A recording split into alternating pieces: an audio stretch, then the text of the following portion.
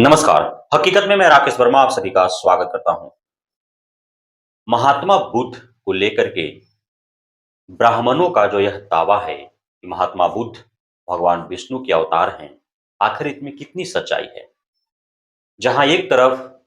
हिंदू धर्मावलंबी खास तौर पे ब्राह्मण जो हिंदुत्ववाद, हिंदू राष्ट्र के ठेकेदार बने हुए हैं, जो खुद को मानव का परमात्मा के साथ जोड़ने का कड़ी मानते हैं, वे ब्राह्मण जो सदियों से खुद को मानव जाति में श्रेष्ठ मानते रहे हैं। आखिर उन ब्राह्मणों के द्वारा जो तथाकथित स्वघोषित श्रेष्ठ मानव हैं, उन मानवों के द्वारा, उन ब्राह्मणों के द्वारा जो यह दलील दी जा रही है अभी इस सदी में आकर के कि जो महात्मा बुद्ध हैं वो भगवान विष्णु के ही अवतार हैं, जिसे बौद्धिस्टों के द्वारा, बौद्ध धर्मावलंबियों के द्वारा, जो बौद्धाचार्य हैं, उनके द्वारा सिरे से खारिज किया जाता रहा है साक्ष्य सहित कि ब्राह्मणों ने साजिशतन महात्मा बुद्ध को भगवान विष्णु का अवतार इसलिए मान रहे हैं क्योंकि भारत में ही महात्मा बुद्ध को ज्ञान की प्राप्ति हुई और भारत में ही महात्मा बुद्ध के कई ऐतिहासिक धरोहर हैं, कई बड़े-बड़े आस्था के केंद्र हैं, तो पूरे विश्व भर से जो लाखों की संख्या में यहाँ रोजाना आते हैं अनुयायीगण, उनके द्वारा करोड़ों रुपए जो महात्मा बुद्ध की विचारधारा के प्रचार-प्रसार, महात्मा बुद्ध के जो अनुयायी, धर्मावलंबी अ, जो बौद्धाचार्य, जो बौद्ध भिक्षु, भिक्षुणी जो आते हैं, उनके रहने, ठहरने, खाने एवं जो ऐतिहासिक धरोहर है उसका रख-रखाव करने, उसका विकास और जीर्णोद्धार करने, जो कमिटी है, कमिटी के कर्मियों को अ, उनका वेतन देने, इन सारे कार्यों को मेंटेनेंस करने के लिए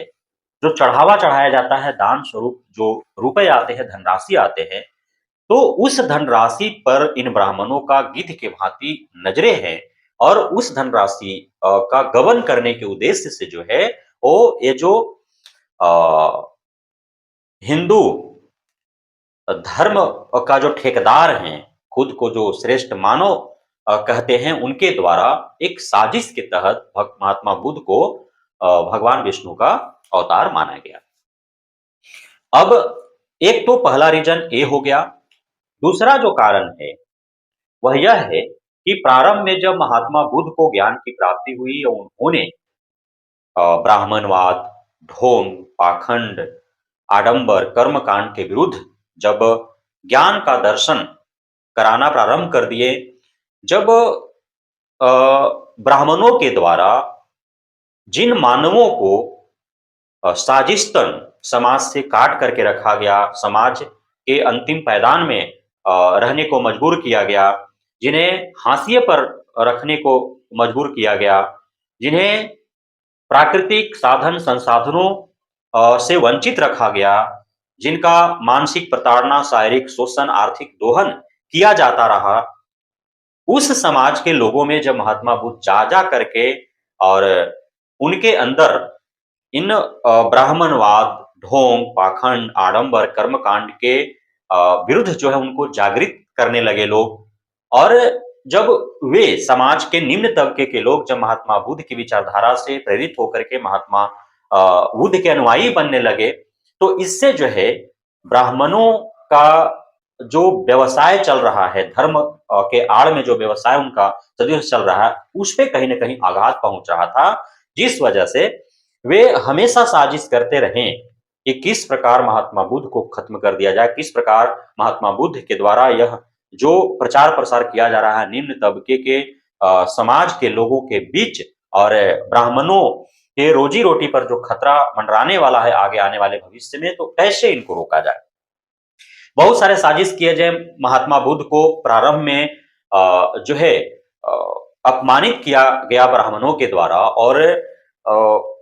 कई ऐसे साक्ष्य उपलब्ध हैं जिसमें ब्राह्मणों के द्वारा महात्मा बुद्ध को अपशब्द कहे गए महात्मा बुद्ध के बारे में, ऐसे-ऐसे जो है वो भ्रामकता फैलाया गया ताकि महात्मा बुद्ध से प्रेरित न हो लोग, महात्मा बुद्ध के अनुयायी न बने लोग, महात्मा बुद्ध से घृणा उत्पन्न हो समाज के लोगों में। ये जो अ, बौद्ध धर्मावलंबी हैं या बौद्ध के अनुयायी हैं, बौद्ध को मानने वाले जो लोग हैं, उनके द्वारा कहा जाता है और इसका वे साक्ष्य भी दिखाते हैं, इतिहासों में ये दर्ज है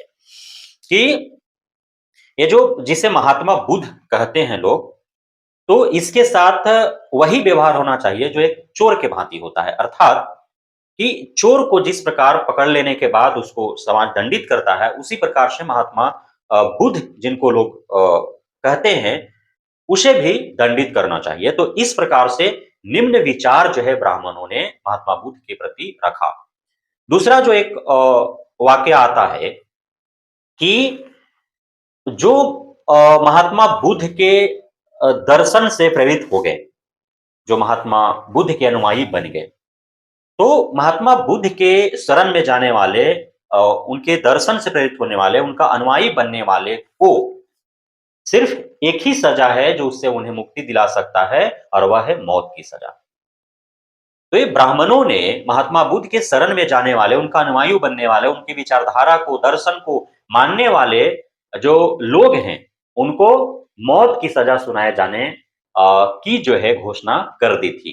ताकि डर से महात्मा बुद्ध के शरण में कोई ना जाए, उनसे कोई प्रेरणा न ले, उनका दर्शन को कोई न माने, उनका अनुयायी कोई न बने।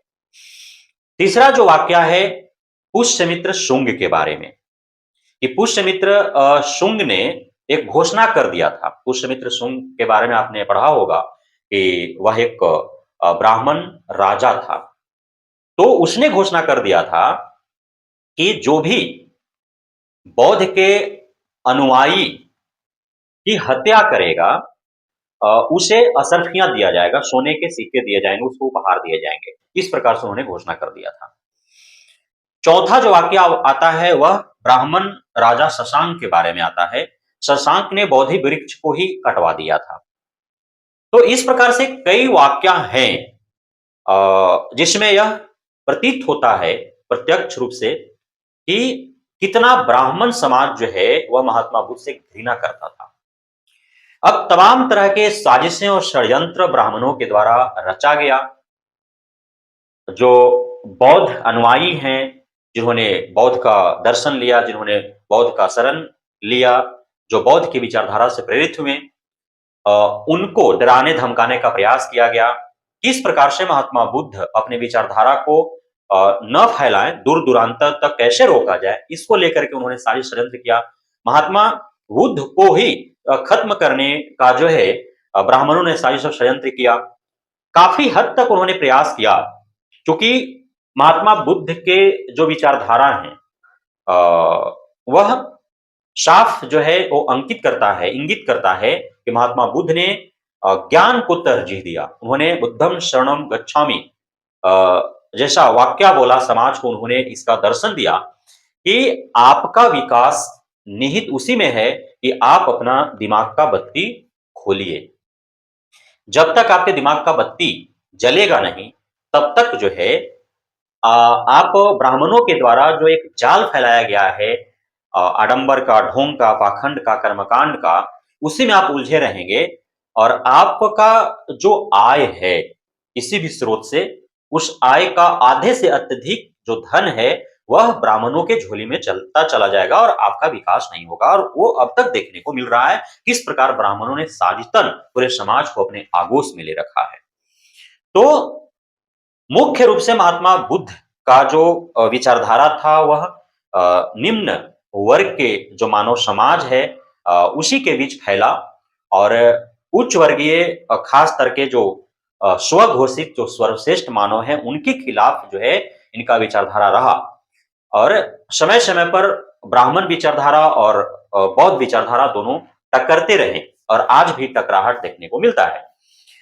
ब्राह्मण समाज जब अंततः अपने साजिश और षड्यंत्र में सफल नहीं हो पाया, तब उसने हार मान करके और घोषित कर दिया कि महात्मा बुद्ध तो भगवान विष्णु के ही अवतार हैं। कहा कि महात्मा बुद्ध के जो अनुयायी हैं, महात्मा बुद्ध के जो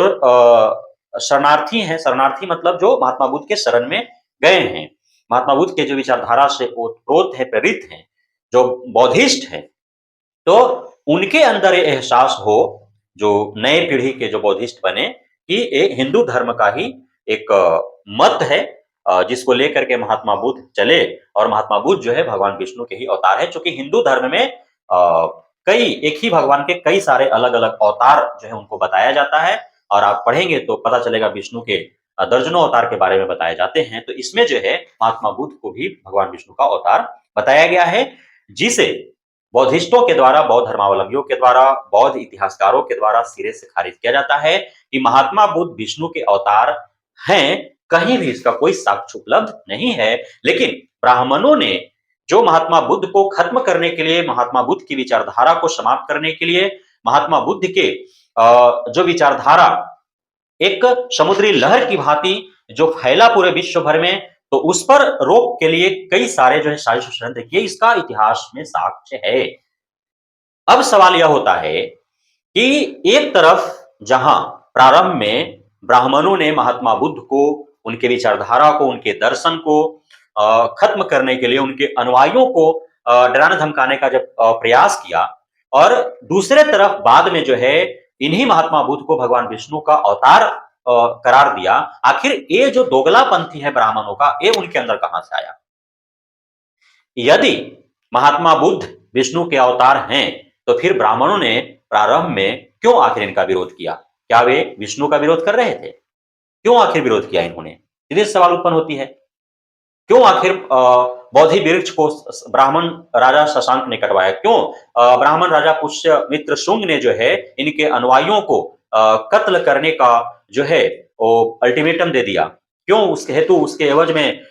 जो कातिल होंगे उनको असरफियां, सोने का सिक्का देने के लिए जो है घोषणा कर दिया? क्यों? क्यों आखिर महात्मा बुद्ध को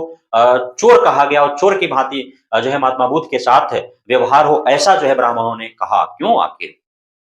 क्यों महात्मा बुद्ध के अनुयायियों को जो है सजाए मौत देने का ब्राह्मणों के द्वारा घोषणा की गई? क्यों आखिर? सीधी सी बात है। अब दूसरी बात यह है कि यदि महात्मा बुद्ध भगवान विष्णु के अवतार हैं, तो पूरे भारतवर्ष में या फिर इस पृथ्वी पर जहां कहीं भी हिंदू मंदिर हैं, चूंकि अलग अलग जो भगवान का रूप देखा जाता है उन्हें विष्णु का ही अवतार माना जाता है,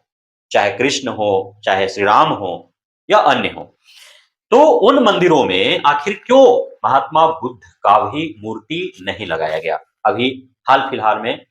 भारत में एक बहुत बड़ा मंदिर का निर्माण हुआ, अयोध्या में श्री राम मंदिर। क्या श्री राम मंदिर में विष्णु के तथाकथित, जिस प्रकार से ब्राह्मणों का कहना है कि महात्मा बुद्ध अवतार हैं, तो फिर महात्मा बुद्ध का प्रतिमा वहां क्यों नहीं लगाया गया? क्यों आखिर जहां जहां हिंदुओं का धर्म स्थली है, चाहे वह मथुरा हो, काशी हो, वृंदावन हो, अयोध्या हो, चाहे प्रयागराज हो, चाहे नासिक हो, चाहे अन्य कहीं भी, उत्तर, दक्षिण, पूर्व, पश्चिम, मध्य, जहां भी हिंदुओं का धर्म स्थल है, जो सदियों से धर्मस्थली के रूप में जिसे माना जाता रहा है, और जो जो देवी देवताओं का जन्म स्थली या कर्म स्थली रहा है, जहां पर ऐतिहासिक और भव्य मंदिर जहां पर स्थापित है, आखिर क्यों आज तक किसी भी हिंदू मंदिरों में भगवान विष्णु के ब्राह्मणों के द्वारा घोषित महात्मा बुद्ध को अवतार जब माना जाता है, तो उनका प्रतिमा क्यों नहीं आज तक लगा करके उनको पूजा किया जाता है? आखिर ये जो ब्राह्मण हैं, इनके द्वारा महात्मा बुद्ध का जो विशेष मंदिर है, खास तौर पर जो महाबोधि मंदिर है, महाबोधि विहार है, जहां पर देश विदेश से लाखों की संख्या में अनुयायी आते हैं, करोड़ों जो चढ़ावा चढ़ाते हैं, दान देते हैं। आखिर उस महाबोधि मंदिर परिसर में, उस महाबोधि विहार में ही क्यों आखिर ब्राह्मणों के द्वारा कब्जा जमाया गया? सिर्फ इसलिए कि जो करोड़ों का चढ़ावा आ रहा है, उसका जो है रसपान किया जाए, उसका उपभोग किया जाए, वो जो है बौद्ध धर्मावलंबियों के हाथों में न चला जाए, बौद्धिस्टों के हाथों में न चला जाए, ताकि जो है उतने बड़े रकम पा करके, और ये जो बौद्धिस्ट हैं, ये जो बौद्ध धर्मावलंबी हैं, अनुयायी हैं, बौद्ध धर्म प्रचारक हैं, उस खर्चे का उपयोग वे बौद्ध विचारधारा के प्रचार प्रसार में न करें। यदि ब्राह्मण अब तक साजिश और षड्यंत्र नहीं करते बौद्ध विचारधारा के रोकथाम में, तो आज हिंदू धर्म से भी बड़ा धर्म जो है वो बौद्ध धर्म हो जाता, और बौद्ध धर्म के अनुयायी आज हिंदू धर्म से भी अत्यधिक भारत में होते। और जो पिछड़े और दलित वर्ग हैं भारत में, जिन्हें सदियों से हाशिए पर रखा गया ब्राह्मणों के द्वारा, जिनके अवसरों को कुचला जाता रहा, साधन संसाधन से जिन्हें वंचित रखा गया, जिनका मानसिक और शारीरिक शोषण होते रहा, जिनका आर्थिक दोहन होते रहा, उन्हीं के बीच महात्मा बुद्ध के विचारधारा फैलते। वे महात्मा बुद्ध की विचारधारा से प्रेरित हो महात्मा बुद्ध के शरण में आ जाते, और फिर ब्राह्मणवादी समाप्त हो जाता, ब्राह्मणवाद समाप्त हो जाता। ब्राह्मणों के द्वारा जो निम्न तबके के लोगों को मूर्ख बना करके ढोंग, पाखंड, आडंबर, कर्मकांड करके और जो उनका आर्थिक दोहन किया जाता रहा है, वो सारे समाप्त हो जाते। ब्राह्मणों का जो है धार्मिक व्यवसाय जो है वो खत्म हो जाता और लोगों का उत्थान हो जाता। इसलिए ब्राह्मणों ने साजिशतन महात्मा बुद्ध की विचारधारा के रोकथाम के लिए इस प्रकार से जो है साजिश करते रहे हैं। आजादी के बाद ये जो महाबोधि विहार है, महाबोधि मंदिर परिसर है, उसके अंदर श्री राम की मूर्ति स्थापित की गई। उसके अंदर महात्मा बुद्ध के ही जो अलग अलग रूप का प्रतिमा है, उसको घिस घिस करके या फिर उसी को कानों में कुंडल पहना करके, चुनरी ओढ़ा करके, टीका दे करके, अन्य प्रकार से जो है कहीं महादेव का रूप दे दिया गया, कहीं स्तूप को घिस घिस करके शिवलिंग बना दिया गया, तो कहीं जो है अलग अलग महात्मा बुद्ध की प्रतिमा का जो अलग अलग रूप में जो प्रतिमा है उसको माता कुंती करार दिया गया, तो कहीं पांडु करार दिया गया, तो कहीं युधिष्ठिर, भीम, अर्जुन, नकुल, सहदेव करार दिया गया, तो कहीं श्री कृष्ण बना दिया गया। तो इस प्रकार से जो है आपको देखने को मिलेंगे, और ये सभी खेल कब हुए हैं? आजादी के बाद हुए हैं। तो ये क्यों हुआ है? सिर्फ इसलिए कि महाबोधि विहार, महाबोधि मंदिर परिसर में जो